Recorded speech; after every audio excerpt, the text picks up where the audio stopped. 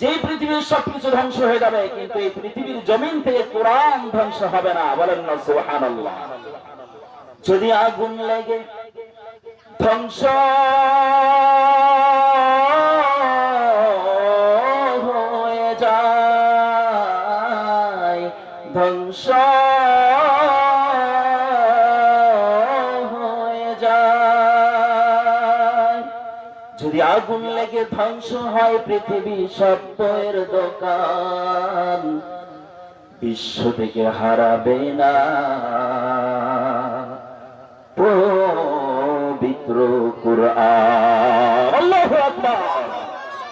যদি আগুন লেগে ধ্বংস হয় পৃথিবী সব বইয়ের দোকান, যদি আগুন লেগে ধ্বংস হয় পৃথিবী সব বইয়ের দোকান, বিশ্ব থেকে হারাবে না পবিত্র কুরআন। ও করবে কেমন করে কোরআন ধ্বংস?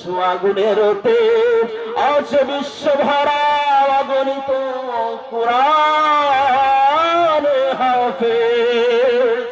আল্লাহু আকবার বলেন। ও করবে কেমন করে কোরআন ধ্বংস? আগুনের তেজ আছে বিশ্ব ভরা অগণিত কুরআন হাফেজ। ও তারা আবার ছাপায় আসমানি গ্রন্থ, ও তারা ছাপায় আসমানি গ্রন্থ, বাঁচাবে ইসলামের মান, বিশ্ব থেকে হারাবে না। সকলে বলুন, জয় বলুন, বিশ্ব থেকে হারাবে না পবিত্র কুরআন। পাকিস্তানে মানুষ মরল দুর্ঘটনায় ভাই, বিমান পুড়ে চাই হইল কোরআন পড়ে নাই। আল্লাহু আকবার। কিন্তু এভাবে ধমকি দেওয়া যাবে না। আমি কি কণ্ঠকে একটু চেপে রেখেছি? আমি কি জোরে জবাব দিতে, আমি কি জোরে শব্দ করছি? সুতরাং আপনাদের জবাবটা সেভাবে দিতে হবে। আল্লাহু আকবার জোরে বলতে হবে। রাজি আছেন ইনশাআল্লাহ?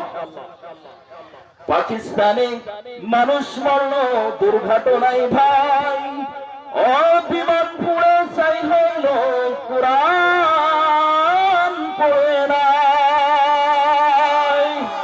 ও কোরআন যেমন ছিল তেমন আছে, ও কোরআন যেমন ছিল তেমন আছে।